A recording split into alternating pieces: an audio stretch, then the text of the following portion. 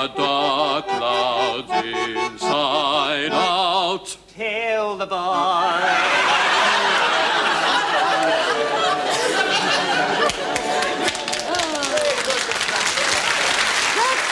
Wonderful, Mr. Rumbold. Didn't you think so, Captain Peacock? Yes, it brought back memories of the army and the lads, the heat, the sunset, the endless shifting sands.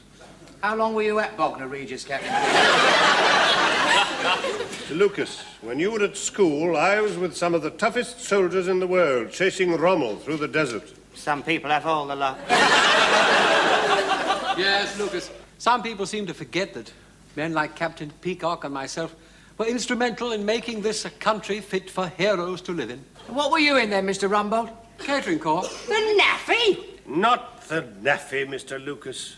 The catering corps was a very important part of the service.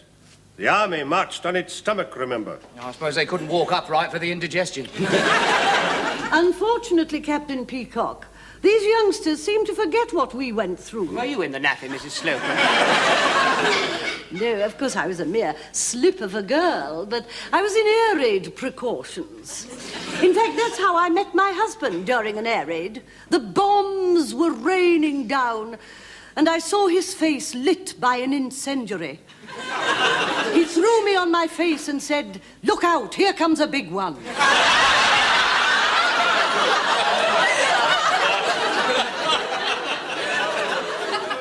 I suppose there wasn't much time for chatting in those days.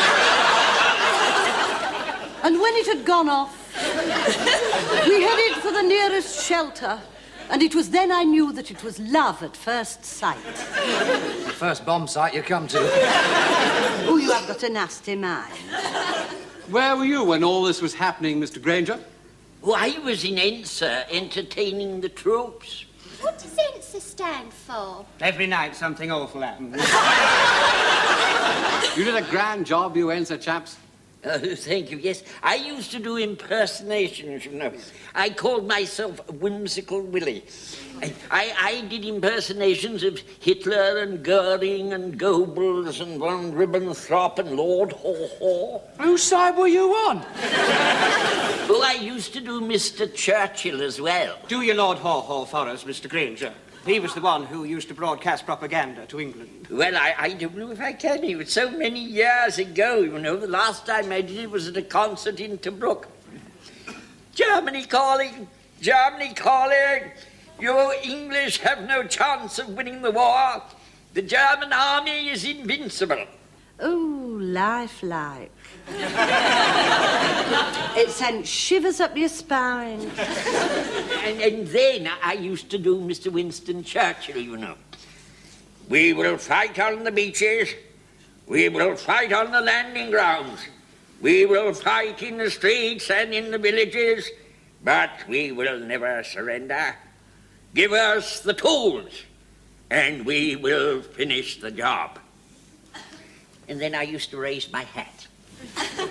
I think you were very brave, Mr. Granger.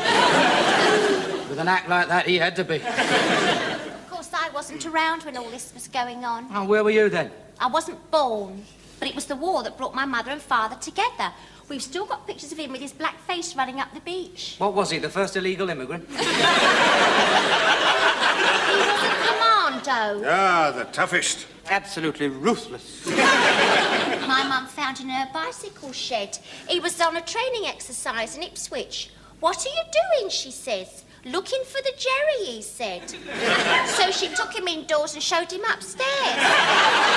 And, well, they just sort of clicked. Isn't that romantic? You know, I'm sorry I missed all that, really. Still, no matter what happens, even in spite of me pierced eardrums and me flat feet, whatever happens, I'll be there at the front the next time. Dressed as a woman with a ticket for Sweden, no doubt. Well, I think it's time for lights out. It's been a most enjoyable evening. Just like the old Boy Scout jamborees. Yeah, it's only 10:30. Shall I put the campfire out, Mr. Rumbold? Oh, yes, we don't want to take any risks. Hello. Churchill's having one of his cat naps again. Somebody better wake him up. It's time to go to bed. Humphreys. Are you free, Mr. Granger? Yes. Good night, Mr. Granger. Good night, everybody. Hey, Shirley. Fancy a game of ping pong in the sports department? No, thank you. How about sardines in soft furnishings? Get in your tent and zip yourself up. Or would you like me to go to the library and get you a copy of The Sensuous Woman? 2 copies. Has anybody set the alarm for tomorrow morning? I've set the burglar alarm for tonight. I hope you catch one. After you, sir. Oh, thank you very much. I'm going to keep my socks on, if you don't mind. Not at all, sir.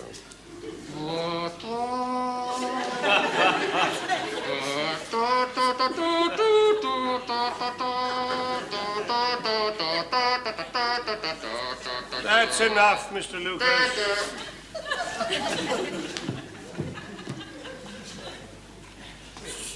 Good night, Mrs. Slocum.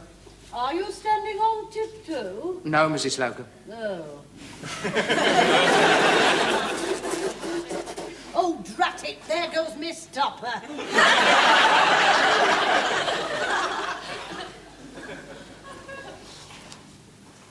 Fire! Fire! Fire! Well, that's dampened it down a bit. Good night, Mr. Humphreys. Good night, Mr. Lucas. I won't come out. I've just put cream on my face. Ah, just think. Those teeth once did Winston Churchill. Good night, Mr. Granger. Don't bother. You're not going to read, are you, Captain Peacock? No, sir. Can you get rid of that thing? What thing? The light.